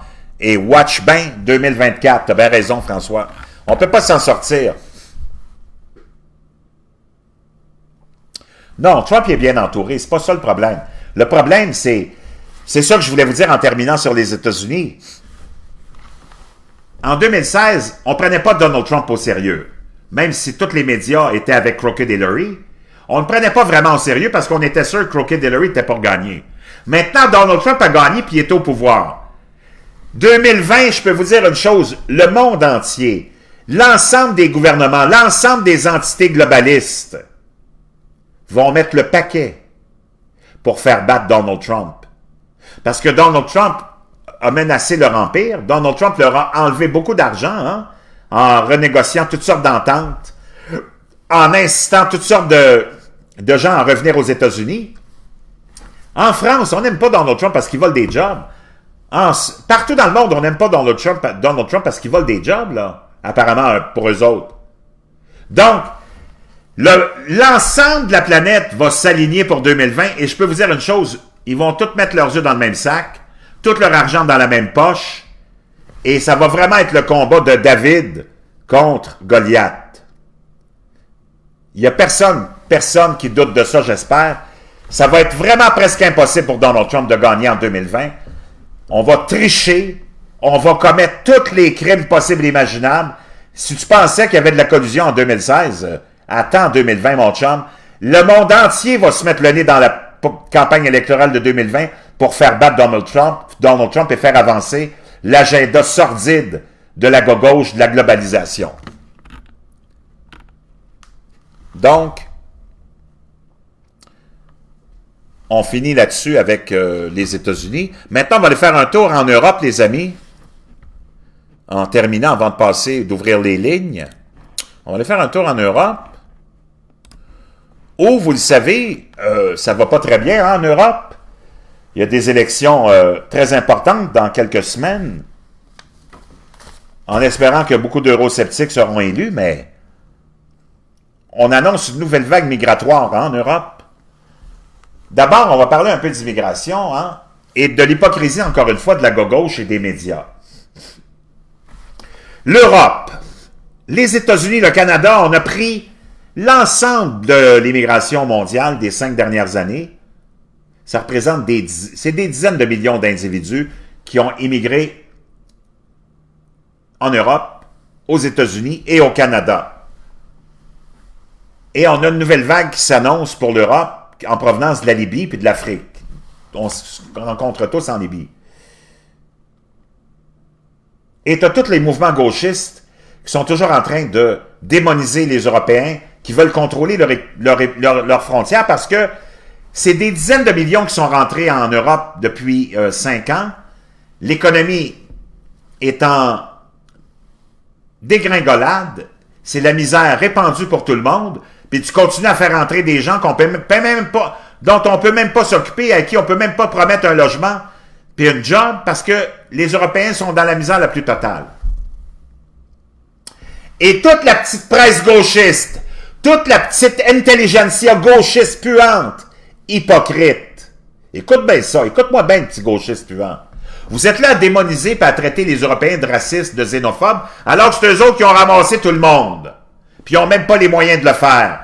Les Américains ont ramassé tout le monde depuis 10 ans, c'est les frontières ouvertes à gogo aux États-Unis. Et encore aujourd'hui, tu as une caravane d'une centaine de milliers de personnes qui s'enlignent vers les États-Unis. Puis ça rentre à pleine porte.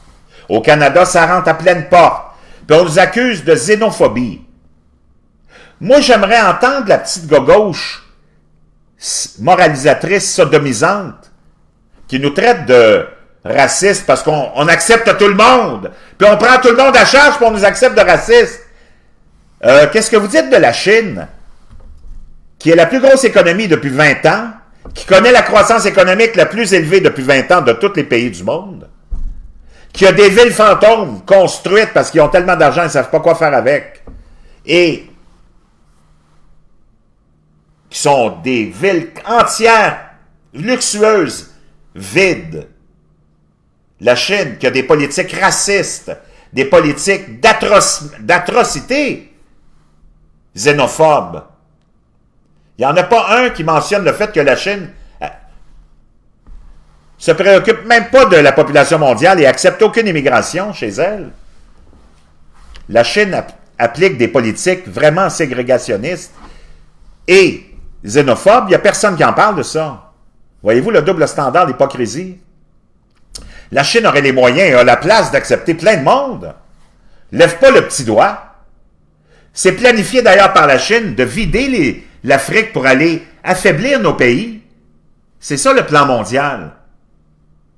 La fin du monde, ça vient pas d'Israël, ça vient de l'Iran, de la Chine, qui prend le contrôle de l'Afrique, qui vide l'Afrique de sa population pour l'envoyer en Europe, aux États-Unis et chez nous, pour nous affaiblir d'une façon stratégique, met la main sur toutes les ressources naturelles de l'Afrique avec la complaisance et la complicité des gouvernements corrompus africains, puis il n'y a personne qui en parle. Le Japon, qui aurait les moyens d'accepter plein de monde, lève pas le petit doigt, accepte absolument aucune immigration, ont des politiques migratoires et d'immigration xénophobes et racistes, Il n'y a pas un Christophe Colomb de la gauche qui le pointe, puis qui les exploite, puis qui les pointe, puis qui les expose. Les pays du Golfe qui sont riches à craquer depuis 100 ans, qui s'enrichissent avec le pétrole, ont des espaces à gogo pour accepter du monde. Lève pas le petit doigt pour accueillir des immigrants. Ont des politiques racistes et xénophobes. Il n'y a pas un maudit qui en parle. Mais on est là à démoniser les Européens qui prennent tout le monde, même s'ils n'ont pas les moyens. Les Américains qui prennent tout le monde, puis commencent à plus avoir les moyens. Puis les Canadiens, on prend tout le monde, puis on n'a plus les moyens, mais c'est nous autres qu'on démonise. La Chine, ils n'ont pas levé le petit doigt, ils n'ont pas pris un maudit immigrant, puis ils ont la place puis l'argent là, pour le faire. Le Japon, les pays du Golfe, personne n'en parle. Voyez-vous l'hypocrisie? Et c'est ça le danger, l'hypocrisie de la gauche. Et c'est ça qui va nous amener, chers amis, dans la tyrannie et la dictature très prochainement. Le premier ministre suédois menace de sanctions les États membres de l'Union européenne réfractaires à l'immigration de masse. Avez-vous vu ce taré avec les yeux sataniques? Le social-démocrate Stephen Löfven, d'ailleurs, j'ouvre une parenthèse. Si on est encore libre en France, là, puis en Europe, mais en France, c'est pas à cause des socialistes. Les socialistes étaient avec Hitler, avec les nazis.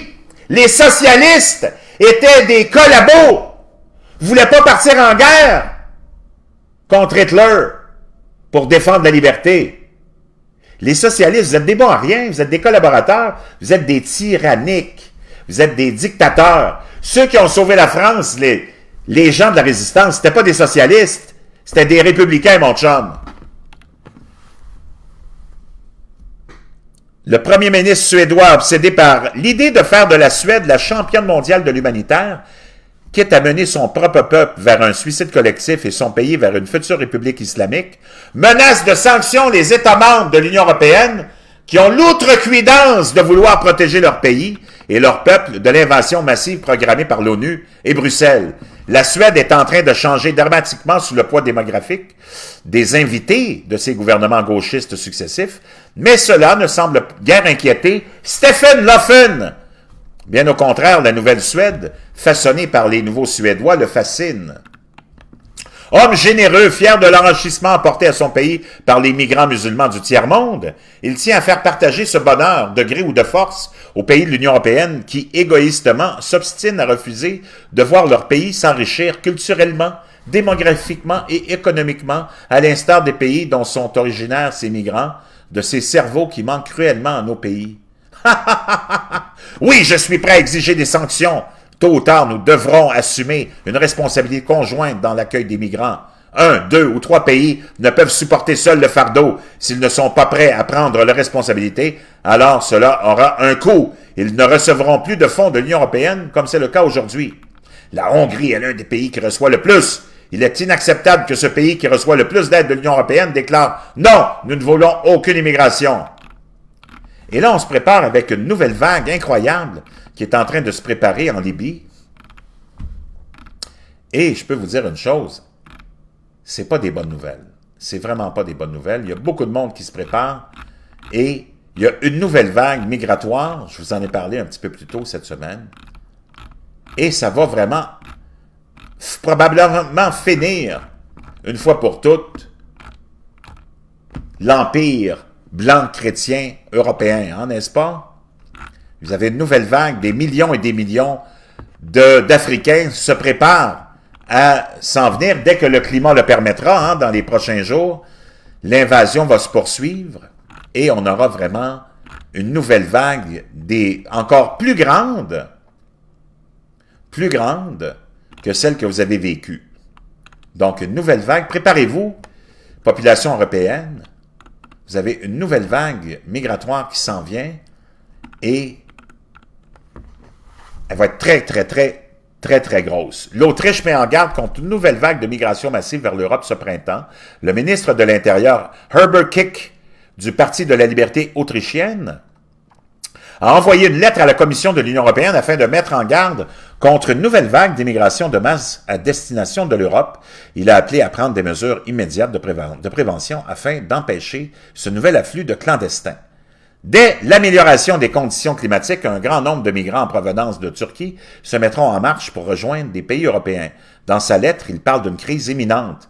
La planification d'une migration à large échelle au départ de la Turquie serait en cours. D'après les données publiées par Europol, des dizaines de milliers de migrants seraient déjà présents dans la région, y compris 60 000 en Grèce, 5 000 en Bosnie et 5 000 en Serbie. Entre autres, il y aurait environ 5,6 millions de réfugiés syriens du Moyen-Orient, ce qui confirme la menace imminente d'une nouvelle vague massive de migrants sur le point de déferler sur l'Europe. Donc, chers amis, wow! Vraiment, vraiment très inquiétant ce qui se passe, très inquiétant. La gauche baisse pas les bras. Donc, j'ouvre les lignes. Ceux qui veulent me parler, c'est 1-833-625-2527. 1-833-MALACA, ou si vous êtes d'Europe, c'est via Messenger. Je veux vous entendre là-dessus. Qu'est-ce que vous pensez de tout ça?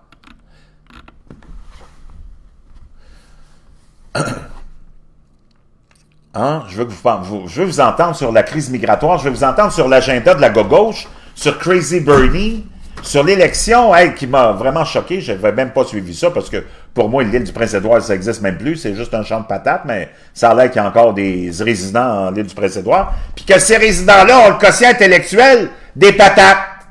Ils étaient prêts à élire un gouvernement vert. Wow!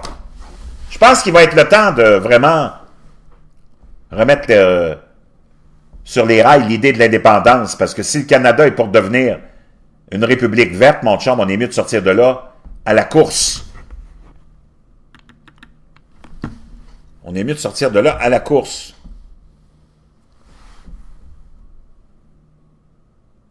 Donc, comment ça se fait qu'on démonise tant les Européens, qui en ont pris du monde, qui ont pris tout le monde à charge?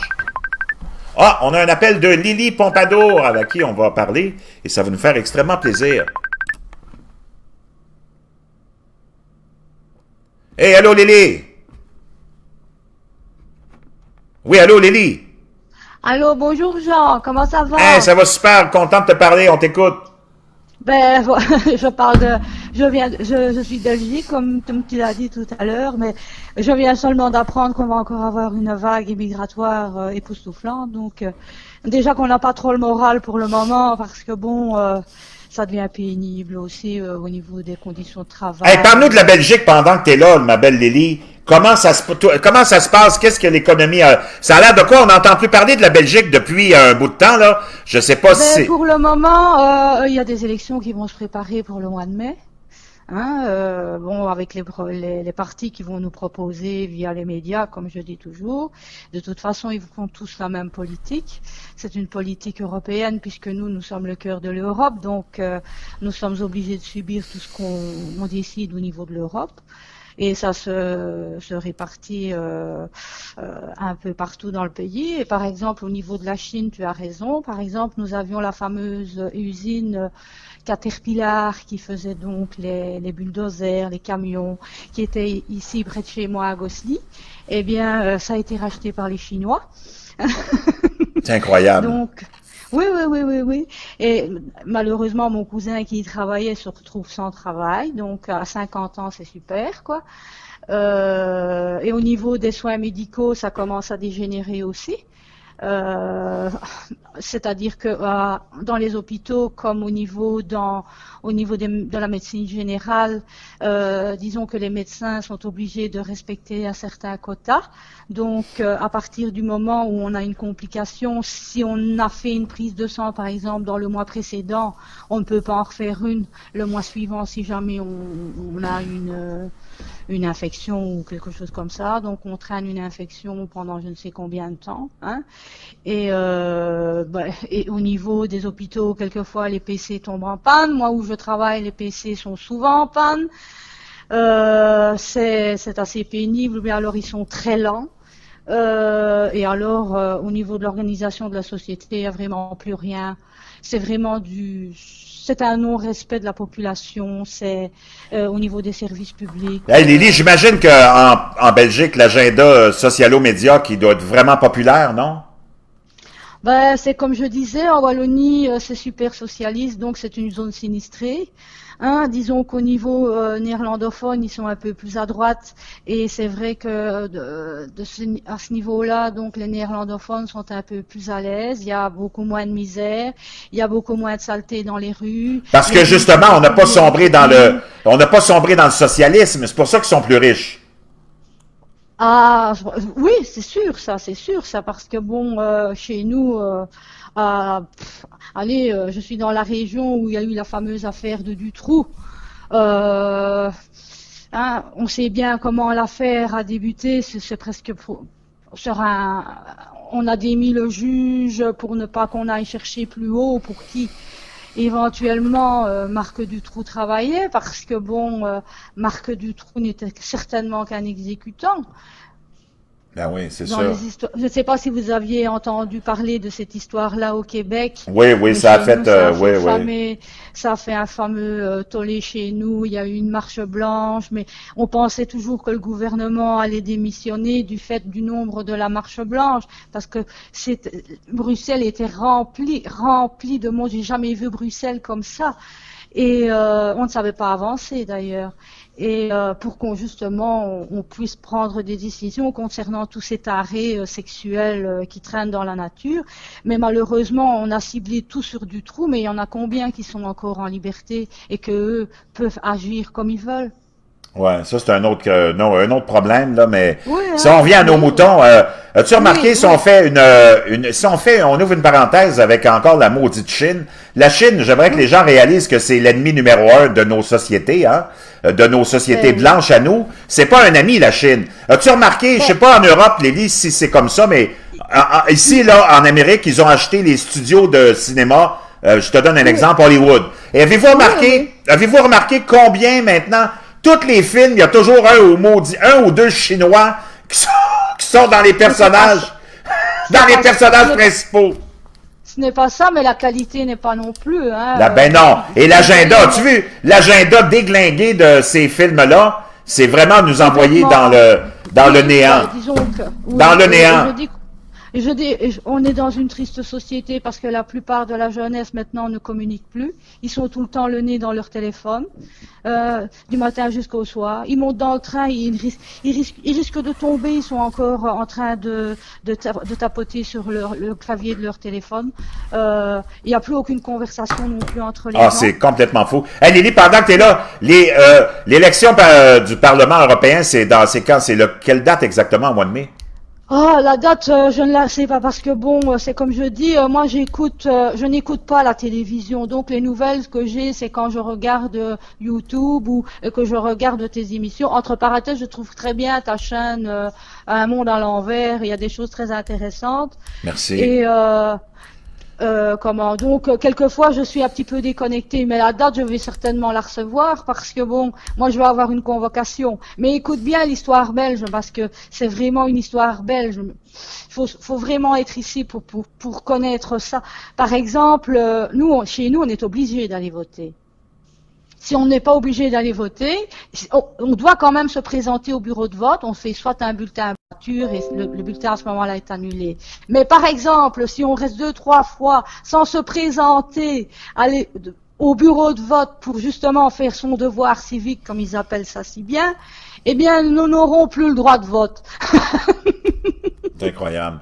Mais d'après moi, ce que je vois, c'est qu'il y aurait peut-être un petit élan de partis eurosceptiques qui vont prendre le contrôle du Parlement. Penses-tu que ça peut arriver? Oh, je ne sais pas en Belgique. Hein. Je pense que ceux qui sont vraiment, disons, dans une situation de précarité, disons, qui préfèrent plutôt le PTB, donc le Parti communiste, quoi. Oh mon Dieu! Triste, mais c'est comme ça. Ah oui.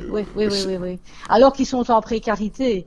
C'est incroyable. Donc, et bon, j'avais beau expliquer à la personne qui disait oui, mais non, mais si tu votes ça, il y aura pas d'emploi parce que s'ils ne font pas de capitalisme, il y aura pas de société pour venir s'implanter. C'est d'une logique implacable. Ben c'est la base même de la rationalité. Le communisme oui. est là pour d'abord et uniquement soumettre l'individu totalement à l'élite. Je sais pas si les gens ils sont capables de lire et de regarder ce qui s'est passé dans l'histoire. Le Parti communiste est là pour endoctriner et garder...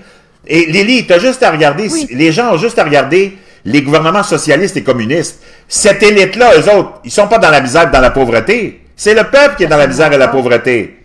Eux autres, ils font pas le vœu de pauvreté. Ils font le vœu de luxe et d'opulence. C'est tellement être naïf. C'est vraiment être naïf. Oui. Ben, on dirait à la limite qu'ils sont hypnotisés. Ils sont hypnotisés par la télévision, par les médias. C'est tellement répété, c'est tellement répétitif, c'est tellement des affirmations toujours au conditionnel. Et eux, ils croient ça comme argent comptant. C'est pathétique, c'est vraiment triste. À part ça, toi, Lily, tout va bien? Oui, ça va. Et toi, comment vas-tu? Je vois que tu as une petite veste, tu n'es pas malade. Non, je voulais changer de style un peu, faire plus solennel, non, mais... Oui, mais... Oui. Mais il fait comment chez vous, Lily? C'est beau, froid? Comment c'est? À Pâques, on a eu un week-end splendide. On a eu 24 degrés avec du soleil, c'était magnifique. Mais ici, il commence à pleuvoir et on annonce un refroidissement pour le week-end. Oui, c'est ça, je l'ai vu, ça. Oui. C'est ça, ouais.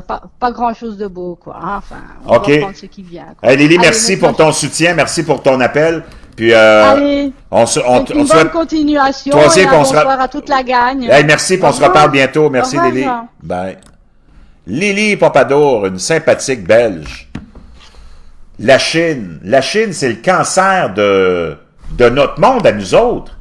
La Chine a acheté tellement de studios aux États-Unis sous Barack Obama, de studios de production d'Hollywood, que maintenant, remarquez ce que je vous dis, tous les films qui sortent d'Hollywood, t'as toujours 1, 2 ou 3 ou 4, 5 Chinois minimum dans les personnages. Puis c'est toujours des personnages de bons en plus, tu sais. C'est incroyable. Et l'agenda puis la propagande qui est transportée par le cinéma maintenant, par le Parti communiste de Chine, c'est vraiment inquiétant. J'en ai marre. Bye. C'est vraiment très inquiétant. Ça, c'était ma tendre épouse, hein, qui ne se doutait pas que j'étais en live. Donc, s'il y en a qui veulent m'appeler, 1-833-625-2527, 1-833-Malaka, parce qu'il y en a beaucoup des Malakas. Le monde est peuplé de Malakas. Les Chinois, les maudits Chinois, puis même la population chinoise, c'est une bande de tarés. Puis on en a plein ici, là. Ils sont dangereux, ces gens-là. Ils sont vraiment dangereux. Parce qu'ils nous infiltrent. Ils nous infiltrent. On ne sait pas c'est qui exactement ces Chinois-là qui sont là. Ils sont peut-être, c'est sûrement tous des pro-communistes, garantis à 100%. Parce que pour sortir de la Chine, c'est pas un maudit cadeau, mon chum. Tu sors pas de la Chine en faisant une demande de réfugiés. Si on se retrouve avec autant de Chinois puis ça n'arrête pas de rentrer, c'est parce que le Parti communiste les laisse sortir. Ça veut dire que c'est des agents infiltrés, c'est des espions, c'est du monde qui viennent changer la dynamique de notre pays politiquement. C'est tous des gauchistes, c'est sûr et certain. Tu sors pas de la Chine en criant « Je veux partir de la Chine parce que je suis opprimé ». Tu vas finir au cimetière.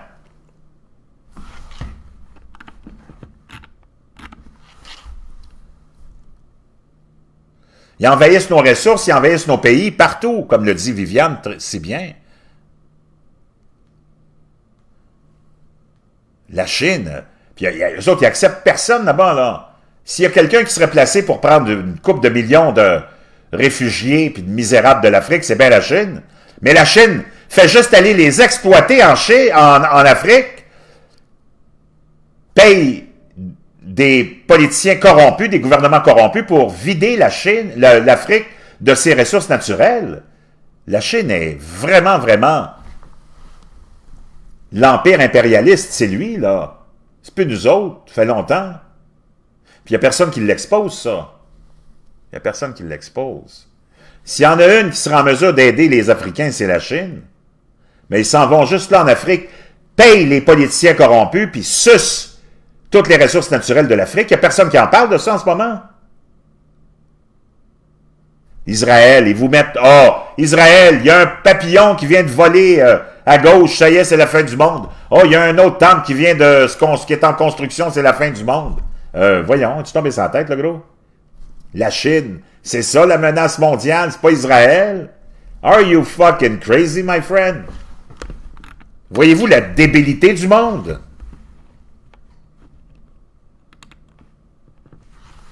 Wow! Puis eux autres, ils ferment les frontières puis ils veulent rien savoir. On les traite pas de racistes alors que c'est les plus grands racistes. On les traite pas de xénophobes alors que c'est les plus grands xénophobes. Et ils ont envoyé plus de 2 millions de musulmans du Ouïghour dans des camps de concentration. Il n'y a personne qui en a parlé de ça. Wow! Pendant ce temps-là, on les laisse envahir nos terres. On les laisse prendre nos jobs encore aujourd'hui avec nos gouvernements collaborateurs globalistes. Ils achètent les studios de cinéma, font la propagande de tout l'agenda qui nous amène dans le néant. Avez-vous vu ce qui sort d'Hollywood? Promotion de la drogue, promotion du crack, promotion de la débauche, promotion de tout le programme luciférien. Eux autres sont morts de rire de voir ça. Eux autres, les Chinois, ils sont morts de rire. C'est probablement eux autres qui sont à la base de tout ce mouvement d'immigration en Afrique, parce que la Chine contrôle l'Afrique. Et là, ils doivent se dire, on va toutes les sortir, les misérables, on va les envoyer en Europe pour s'assurer que l'Europe soit à genoux, que la population européenne soit dans la plus grande misère. Population américaine dans la plus grande misère et population canadienne dans la plus grande misère. Oubliez George Soros, là. Lâchez George Soros, mon Dieu Seigneur.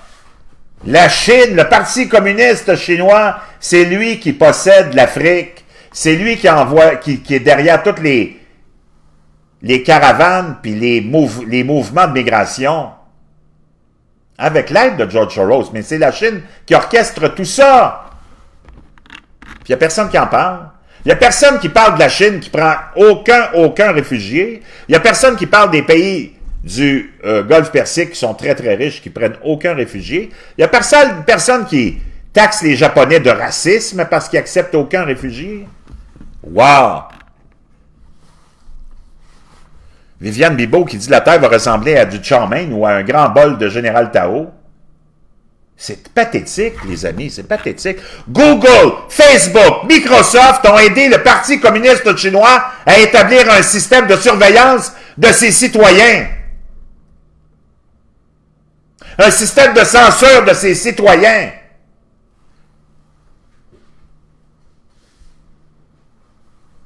Réveillez-vous. Pourquoi on ne parle jamais de la Chine et on ne les met pas au banc des accusés? Parce qu'ils sont devenus les plus grands promoteurs de la globalisation depuis que Barack Obama est parti.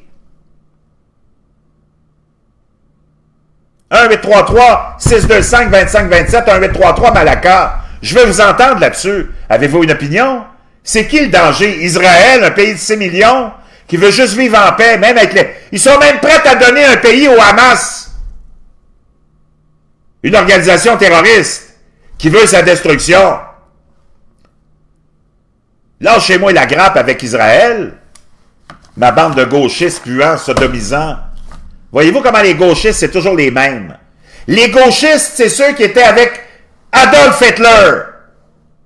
Les Français gauchistes, c'est eux autres qui ont supporté Adolf Hitler, c'est eux autres qui ont supporté Arafat, le Hamas, et qui diabolisent Israël, qui supportent les Chinois, qui ont enrichi les Chinois, qui ont supporté tous les plus grands tyrans. Pas étonnant que toutes les plateformes gauchistes puantes, sodomisantes, vous diabolisent Israël, la plus grande menace. Non. Es-tu tombé sur la tête, toi? C'est le seul pays du Moyen-Orient où le monde vit en liberté, où même les musulmans sont plus protégés. Ils veulent tous s'en aller en Israël parce que justement, ils ont de la liberté puis de la protection là-bas. Contrairement à tous ces pays de débiles profonds que sont les pays arabo-musulmans du Golfe Persique puis du Moyen-Orient. Êtes-vous tombé sur la tête? Êtes-vous capable de rationaliser? Mais vous êtes tellement stupide, vous avez tellement été endoctriné à de la bullshit que vous êtes même plus capable d'être intelligent ou d'avoir l'air intelligent. Franchement, c'est pas fort. Pas fort, man. C'est gênant. C'est gênant d'être gauchiste, puis c'est gênant d'avoir affaire avec une population gauchiste qui n'a aucun raisonnement et aucune intelligence. 1-833-625-2527, 1-833-Malaka. Puis notre maudite gang. Ça se peut pas. Israël. Franchement, ils sont 6 millions, ils veulent vivre en paix. Ils font leurs petites affaires, ils ne dérangent personne. Ils sont même prêts à donner un pays à des Mongols, à des débiles, qui veulent les exterminer en plus. Pas pire.